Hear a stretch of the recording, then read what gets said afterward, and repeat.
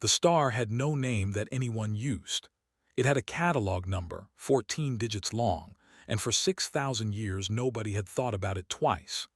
It sat at the thin edge of conquered space, old and orange and quiet, warming nothing, bothering no one. Then it started to fall inward, and it fell faster than the mathematics said it should. The council chamber had no chairs. 9 delegations stood in a ring on a floor of dark stone, and above them, turning slowly in the air, hung a model of the dying star. Every few seconds the model flickered forward in time. Each flicker was a decade. On the 4th flicker the star split open, and a pale ring spread out from it and touched 11 small marks scattered across the projection. Each mark was a world. Each world had people on it. Chair Danu let the model run 3 times before he spoke. He was Rithani, tall and gray, with the slow, careful movements his species used in serious rooms. 9 billion, he said. That is the count on those 11 worlds, give or take. Evacuation is not possible, we have run it. Ship's time distance, it does not close. He did not need to explain the rest. Every delegate had read the file. There was one way to stop it. A stabilizer array, built and ready in a yard 2 systems over, could be flown into the outer envelope of the star and held there for 9 hours. If the field closed, the collapse would arrest and the star would settle into a long, dull old age and hurt nobody. If the field did not close, someone would have to go outside and seat the anchor by hand. The array could not be flown by machines. The radiation ate the guidance. It had to be people. The survival estimate was 4%. I will hear the delegations, Danu said. The Ilvani spoke first, because they always did. Their delegate folded her long hands and said her people would not send a crew on a mission with no credible return path.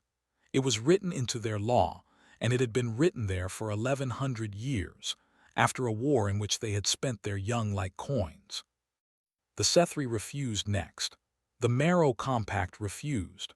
The Talon refused, and their delegate wept while he did it, which surprised no one, because the Talon wept easily and meant it. One by one, all around the ring. 9 reasons, all of them good. Nobody laughed. Nobody accused anybody of cowardice.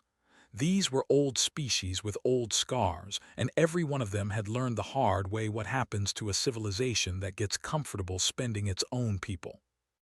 Danu felt the weight settle in the room. He had expected it. He had already begun drafting the notice that would go out to the 11 worlds, the one that would give them 40 years to say goodbye to themselves. Then the human delegate raised her hand. Her name was Anne Ferris. Humanity had been in the Concord for 11 years. They had the lowest seat, the smallest voting share, and a reputation for asking questions during recess that made other delegates rub their eyes. Ferris was 60, short, and had a habit of writing on paper. Chair, she said, I have a procedural question. Ask it. If a member species offered a crew, funded and staffed entirely by itself, would the Concord permit the attempt? The chamber went very quiet. Danu opened his mouth and found that he did not have an answer. He looked to the clerks. The clerks looked at each other. In 400 years of Concord law, nobody had needed that rule because nobody had ever wanted it. They took an hour to decide. Delegates murmured in corners. The Ilvani argued that permitting it would create pressure on smaller species to volunteer in the future, which was a fair point. The Talon argued that forbidding it was a kind of theft, which was also fair. In the end, the clerks found a clause about voluntary service that had been written for something else entirely, and it fit well enough. Permitted, Danu said. With consent recorded individually. Delegate Ferris, do you intend to file? We filed this morning, Ferris said. I was waiting to see if anyone else would. There was a sound around the ring. Not anger, something closer to the noise a person makes when they are struck in a place that does not hurt yet. Afterward, Danu found her in the corridor outside, standing under a window that looked out at nothing in particular. May I speak plainly, he said. I'd prefer it. You are a young species. You have been at this table for 11 years. I think you believe this will buy you something. Standing, respect, a better seat. He paused. I want you to understand that it will not. The conquered will not mourn a species that throws itself into a furnace so that the rest of us have to watch. Ferris looked at him for a while. Chair Denu, she said. Nobody volunteered to be watched. My government did not consult its public relations office. They consulted an engineer, and the engineer said the array would work if somebody flew it, and then a great many people put their hands up. 4%. Yes. You will lose them. Probably, Ferris said. There are 9 billion people on those worlds, and I have never met one of them, and I am not going to pretend that makes it easier. It doesn't. It just doesn't make it a reason to stop. Denu had no reply that felt honest, so he gave none. The call went out from Earth 4 days later. The planners had built the application system to handle perhaps 200 people. They had argued about whether that was optimistic. 9,040 applications came in within 6 days. The system fell over twice. Somewhere in a station office, at 3 in the morning, a woman named Ruth Holloway sat with a screen full of names and finally understood the shape of the problem she had been handed. Finding people willing to die was not the hard part. It had never been the hard part. The hard part was choosing which 3. 9,040 names went into a room, and after 11 weeks, 3 came out. The room was real. It was a converted cargo bay on a shipyard station called Bell Yard, and it had bad lighting and a floor that had never been meant to be walked on. Ruth Holloway had asked for somewhere private. She had been given somewhere ugly instead, and decided that was close enough. She was 54. Before the Conquered existed, before humanity knew there was anyone to meet, she had flown salvage tugs in the outer belt, dragging dead ships home for scrap. It was slow, filthy, unglamorous work with a high accident rate, and she had been very good at it. When the mission call went out, her application had been 4 sentences long. The selection board had promoted her to commander in 9 days, partly because of her record and partly because she was the only applicant who had written, in plain words, that she expected the mission to kill her and had made arrangements. She cut the 9,000 down with rules, not feelings. No one under 25. No one with dependent children under 6. No one who had applied within a week of a personal loss because grief made people generous in ways they later regretted. That took her to 1,100. Then interviews. Daniel Akaro came in at number 410 and never left the shortlist. He was 38, a field engineer, built like a man who had spent his life carrying things. He talked constantly. Holloway noticed within a minute that the talking was not nerves exactly. It was a tool. His hand stayed perfectly still while his mouth ran. You have a daughter, Holloway said, reading. Rachel, she's 9. Most applicants with children leave that off. That seems dishonest, Akoro said. And it's backwards anyway. I'm not applying in spite of her. I'm applying because of her. Her colony isn't on the list before you ask. That's not the point. The point is I'd like her to grow up somewhere that sends people when people are needed. She may not thank you for that. No, he agreed. She probably won't. I've thought about it a lot. I still can't get the arithmetic to come out any other way.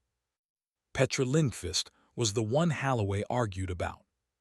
She was 29, systems and medical, and technically the strongest applicant in the entire pool.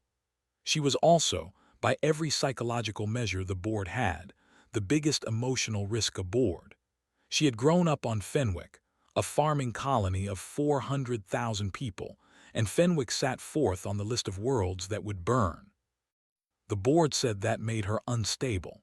Holloway said it made her the only person on the ship who would still be pushing at hour 8. You understand that we do not come back, Holloway said to her. I understand the number is 4%, Lindqvist said. That isn't zero. It's close enough that you should treat it as zero when you decide. Lindqvist was quiet for a moment. My grandmother is buried on Fenwick, she said. So is my brother. If that star goes, the graves go too. I know that sounds stupid. They're already dead. It shouldn't matter. It isn't stupid. Then yes, I understand. 3 people. The ship could carry no more. Every kilogram of life support traded directly against a kilogram of stabilizer array, and the array was not negotiable. There was a 4th body aboard, but she did not count as crew. Observer soon was Ilvani, assigned by her delegation to record the mission from beginning to end. Her people had refused to send a crew, but they had not refused to watch, and there was something in the Ilvani character that could not stand to look away from a thing it had declined to do. She arrived expecting to document a failure with dignity. She had prepared herself. Among the Ilvani, a person marked for certain death was separated from the living. They were housed apart, spoken to formally, and treated with a careful distance that was meant as respect. It was cruel, Soon had always privately thought, but it was clean. The humans did nothing like that. They argued about coffee. It was a long, ridiculous argument that went on for 3 weeks and involved a ration allocation dispute, 2 formal complaints, and an eventual compromise that satisfied nobody. Soon logged the whole thing because she did not know what else to do with it. They planned a birthday. Lindqvist would turn 30 during transit, and Akoro spent an entire evening trying to work out how to make a cake with no eggs, no oven, and a mass budget measured in grams. He failed. He kept trying anyway. He taught Soon a card game.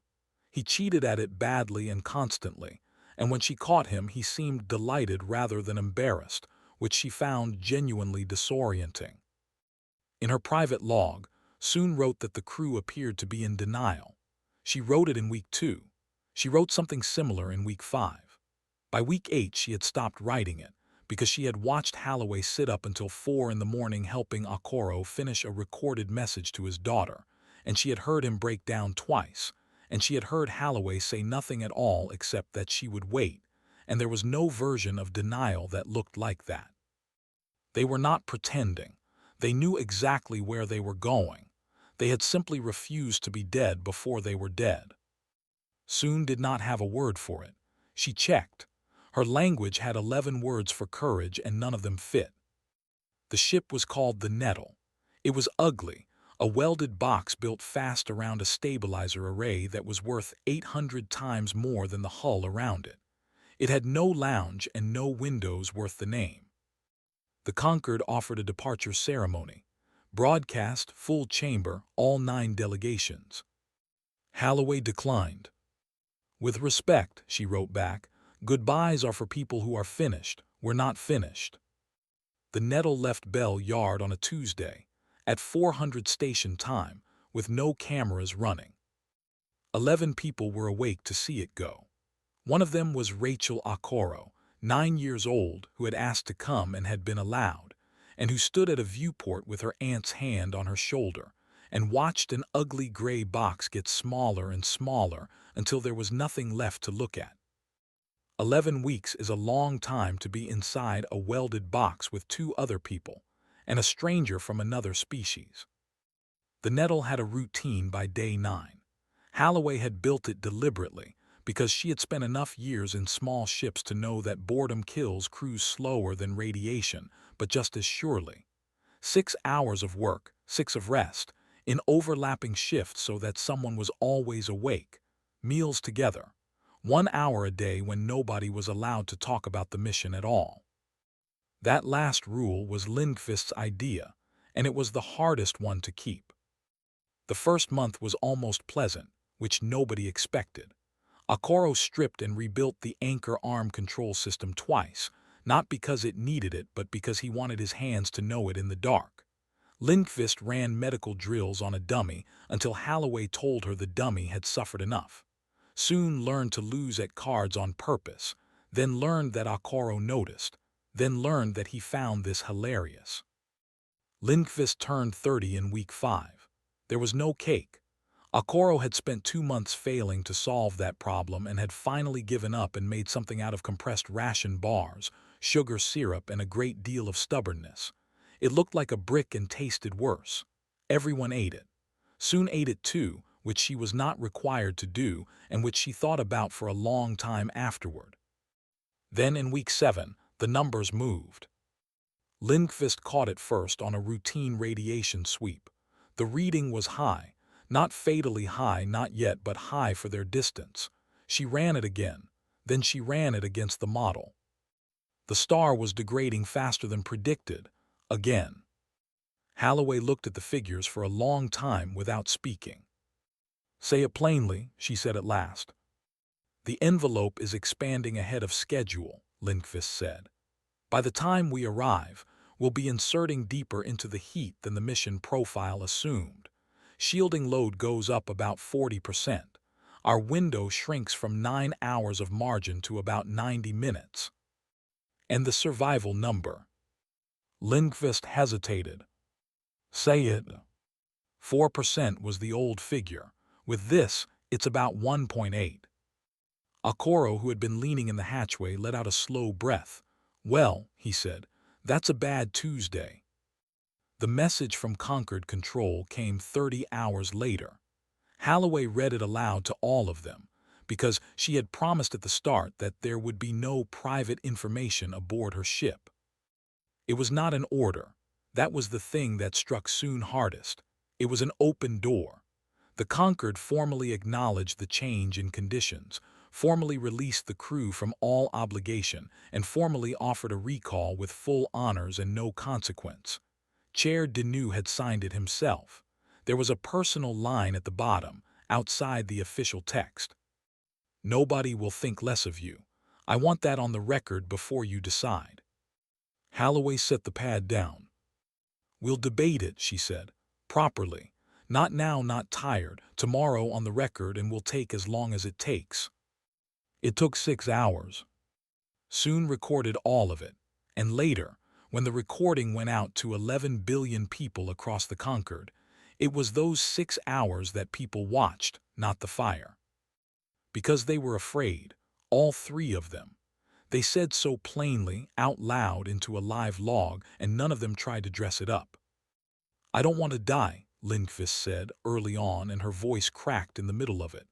"I want to say that first so I don't have to keep pretending.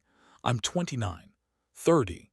I'm scared out of my mind, and I have been since Bell Yard, and I don't want anyone hearing this to think I'm brave." "Noted," Holloway said. "I'm serious."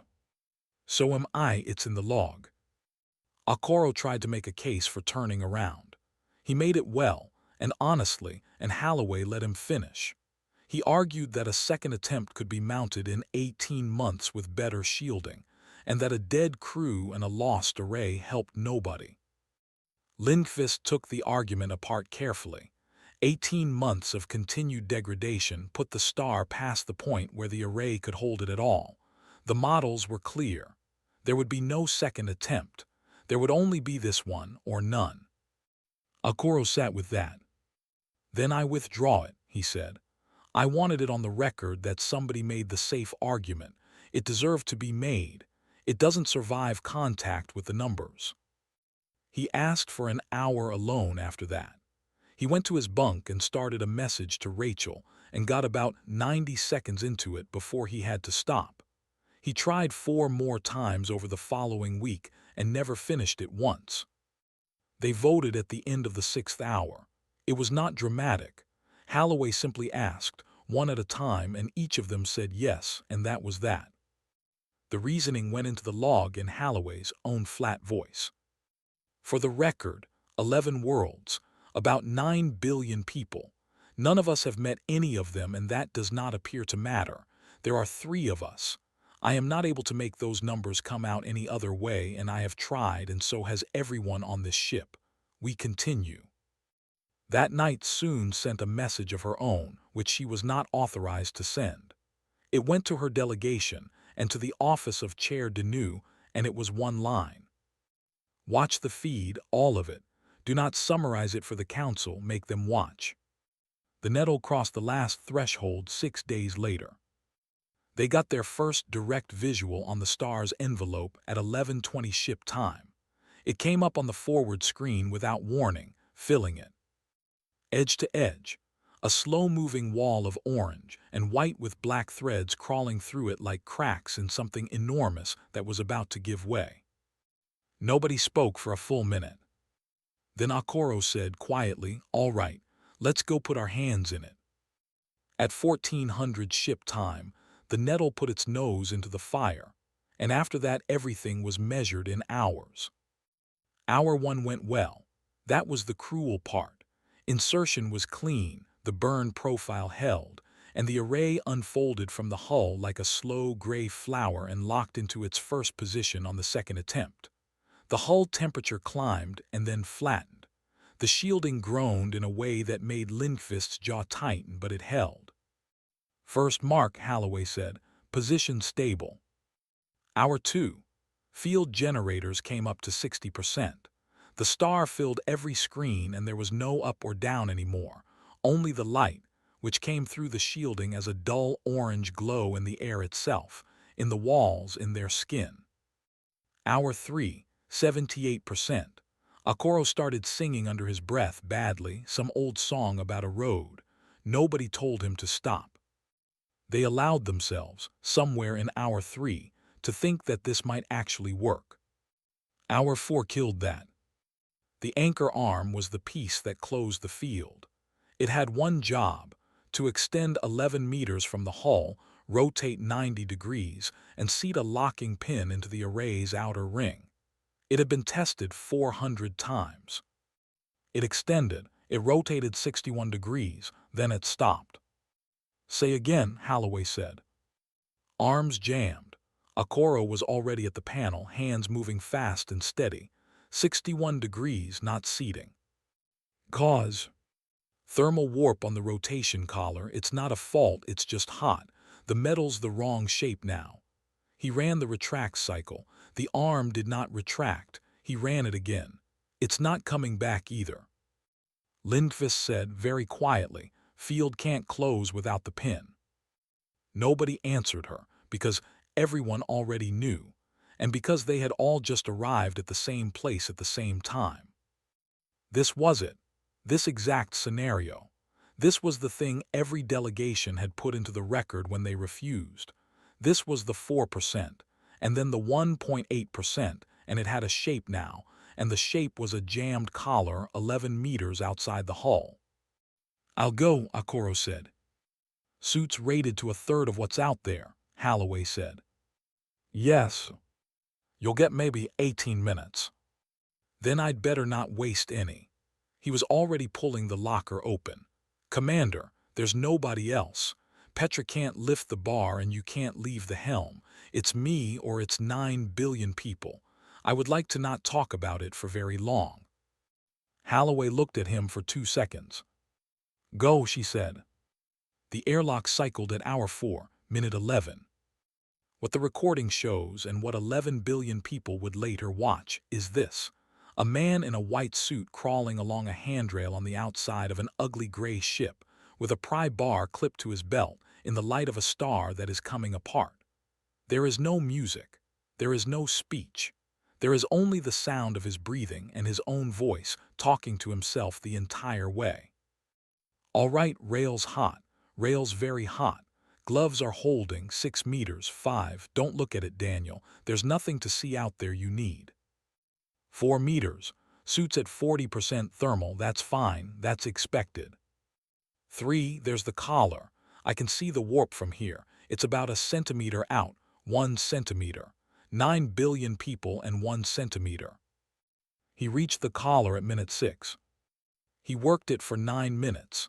He got the bar into the gap and levered it, and the collar did not move. He reset his footing and did it again, and it moved 2 millimeters, and he laughed out loud, a short, shocked sound. "Suits at 70. Petra, are you getting this? Tell me you're getting this." "I'm getting it." Her voice was steady. She had made it steady on purpose, and it cost her something. "Good, good," again. At minute 14, the collar gave. The arm rotated the last 29 degrees, and the locking pin drove home with a shock that Akoro felt through the bar and through his boots and through his teeth. "Seated," he said. "Pin is seated. Close the field." "Closing," Holloway said. He started back at minute 15.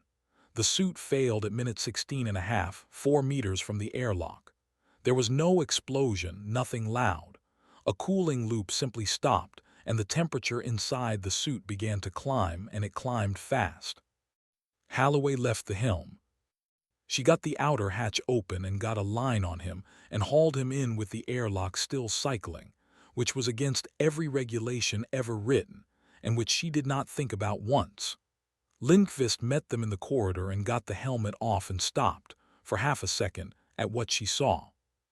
Then she went to work. She had a medical bay with 4 beds and 11 weeks of training and everything the mission budget could carry. It was not enough. It was not remotely close to enough, and she knew it inside the first minute, and she did not stop for 4 hours. Akoro knew too. He was lucid on and off, and every time he surfaced he asked for the telemetry. That was the thing Soong could never explain properly afterward. He was dying, and he spent most of what was left reading numbers out loud, because the field was closing, and the field needed monitoring, and there were only 3 people aboard, and one of them was busy with him. "Ring temperature, say it," Holloway would ask from the helm. 11,400, holding. Field integrity. 91-92. Hour 9 came at 2300 ship time. The field closed at 2304. The collapse arrested at 2311. Every screen on the ship showed the same thing, a star that had been falling for 6,000 years, stopping. Holloway put her head down on the console for a moment, and then lifted it again. Akoro died at 23:22, 11 minutes after confirmation, with Lindqvist holding his hand and Soong standing in the doorway because there was no room for her, and she could not make herself leave. His last words were not profound. He had one clear moment near the end, and he used it to ask a question. "Did the numbers hold?" "They held," Lindqvist told him. "Daniel, they held." He said, "Good." And then a little later, he said his daughter's name, and that was all. Winning did not feel like anything. That was what Petra Lindqvist could not get past in the days afterward. She had expected relief, or grief, or some large clean feeling that matched the size of what had happened. Instead, there was a quiet ship, a body in the cold locker, a star behind them that was going to live for another few billion years, and a set of engine readings that she checked 11 times because she did not want to believe them. The Nettle had survived the burn. It had not survived it well. 2 of 4 drive units were slag. The shielding was spent, which meant they were now sitting inside a slow dose that would kill them long before old age did. The hull had warped in 3 places. None of it was fixable with what was aboard. She ran the return profile. Then she ran the consumables. Then she sat in the dark for a while and did not tell Holloway. Holloway did not tell her either, and they went 2 full days like that, each of them carrying the same number alone, before Holloway put a cup down in front of her at 300 and said, 6 weeks. 6 and a bit. And the nearest ship that can reach us. 9 weeks, if they left the moment they heard, which they did. Lindqvist wrapped both hands around the cup. "I did the math on day 1. "So did I." "I know, I saw you not tell me." Holloway almost smiled. It seemed unkind. "It was," Lindqvist said, and then after a moment, "Thank you." They kept the routine. That was Holloway's decision, and it may have been the only thing that held either of them together.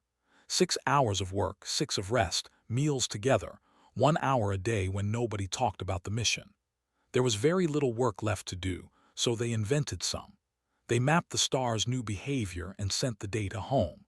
They wrote up the anchor arm failure in enormous detail so that no engineer would ever build that collar again. Lindqvist finished Akoro's message to his daughter. Not the words, she would not touch those. but he had left 4 broken attempts in the system, and she gathered them and cleaned the audio and put them in order and sent them, and did not listen to them herself. Meanwhile, at a distance of 11 light days and closing, the Conquered was coming apart. Soon's log had gone out unedited. All of it. The card games, the terrible birthday brick, the 6 hours of debate, the fear said plainly out loud, the 18 minutes outside, the pry bar, the collar. The question at the end. Chair Deneau watched the whole thing in a room by himself, twice. He had been right, in a way, and he found no comfort in it. He had told Anne Ferris that the Conquered would not mourn a species that threw itself into a furnace for an audience. He had been correct about the Conquered. He had been entirely wrong about the furnace, because there had been no audience in the mind of anyone aboard that ship. He had watched 9,000 applications, and a woman who ruled out anyone with small children, and a man who talked constantly so his hands would stay still, and none of it was performance. It was just people doing arithmetic and then living with the answer. He called the council into session. "I voted against permitting this," he said. "I want that on the record before I say anything else, because I do not intend to pretend I was on the right side of it." Then he put the proposal up. A rescue. The nettle could not move, so a ship had to go to it, into a region still saturated from the burn, on a hard schedule, with a crew that would take a serious dose doing it. The Rithani survival estimate for the rescue vessel was 19%. The chamber understood exactly what he was asking. 19% was better than 1.8. It was still a number that every species in that room had legislated against. "There are 2 people alive on that ship," Deneau said. "That is the entire argument. I have no larger one. 11 worlds is a reason a person can explain to a council. 2 people is not. I am asking anyway." The Talon volunteered a ship before he finished speaking. Then the Marrow Compact. Then the Sethri, who had refused first and hardest at the original vote, and who now offered 2 vessels and an apology that took a long time to deliver. Within a day, 4 species had ships in motion. By the end of the week it was 7. By the time the fleet actually formed up it was all 9, which was operationally ridiculous and completely unstoppable, and the Ilvani delegate who had cited 1,100 years of law at the first vote personally filed the emergency amendment that suspended it. None of this reached the nettle. Communications had been failing steadily since the burn, and by week 4 there was nothing coming in at all. So they did not know. They rationed water down to 2 liters a day, then 1.5. Lindqvist lost weight she did not have to lose. Holloway's hands started shaking in the mornings and she pretended not to notice, and Lindqvist pretended along with her. On day 39, Lindqvist was in the dark of the helm, running a calm sweep she had run 400 times, when the panel picked up an approach signature. She stared at it. It was not a human profile.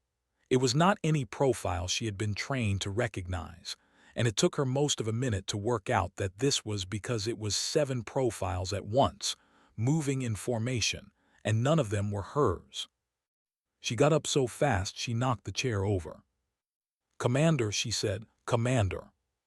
The rescue took 19 hours and cost 2 lives, and nobody involved ever described it as a triumph. The Talon ship reached them first but could not dock, because the Nettle's hull had warped and the collar would not seat. It was a Rithani cutting team that solved it, in suits, working on the outside of a dead ship in a region still hot enough to shorten every one of their lives by a decade. They cut a new hatch through the pressure hull by hand. 2 of them did not come back. Their names were Taran Vess and Odo Sell. Vess was 91 and had a family.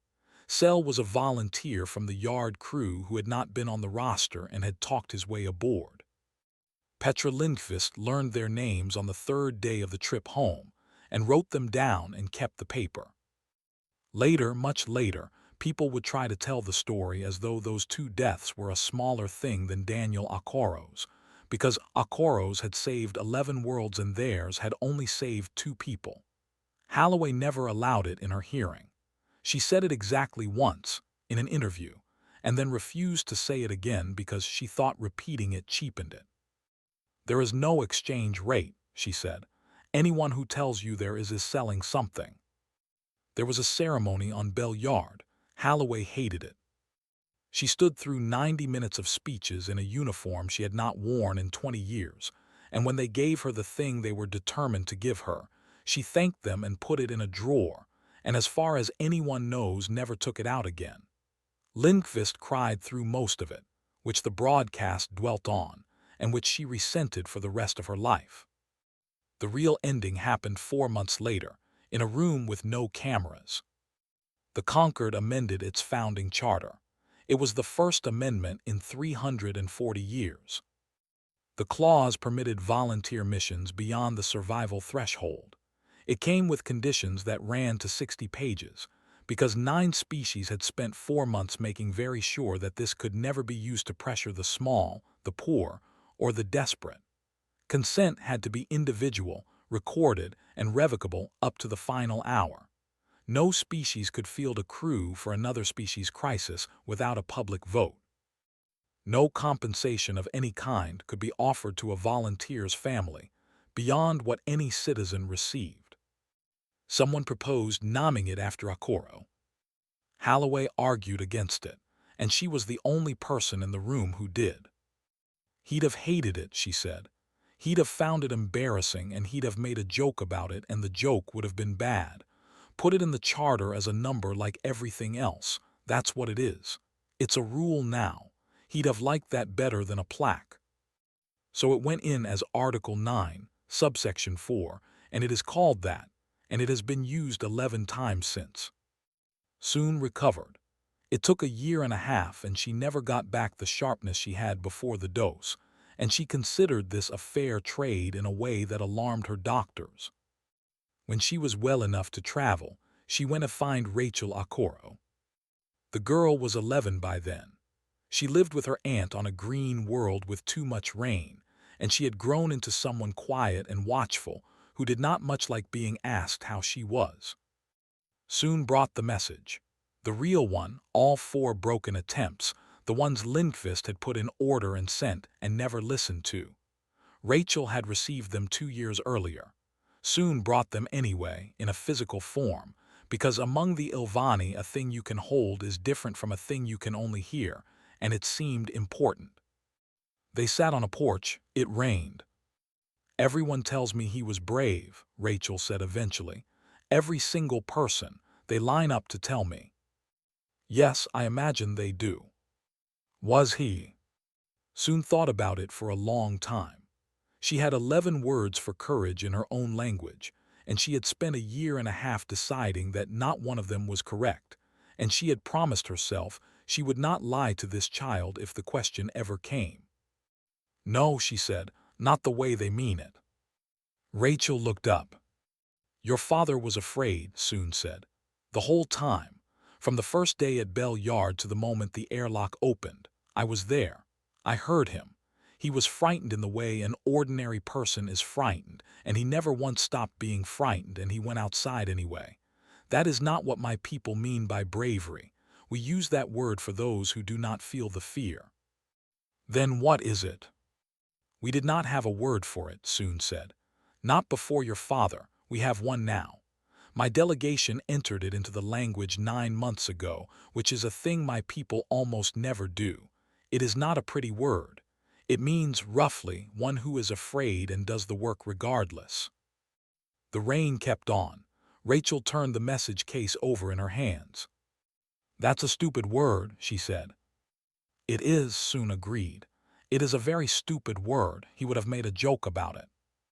Rachel laughed once and then cried, and Soon sat with her and did not move away, because she had learned something about that on a small, ugly ship a long way from here. The star that had no name still has no name.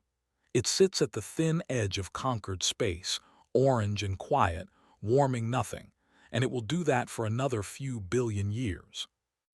11 worlds turn under it. About 9 billion people live on them, and most of them have never heard of any of this, and that was always the point. Every species in the conquered could run the numbers. All of them did.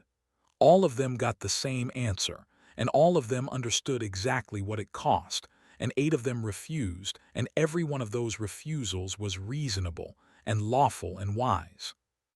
Humanity was simply the first to decide that a cost being real was not the same thing as a reason to say no.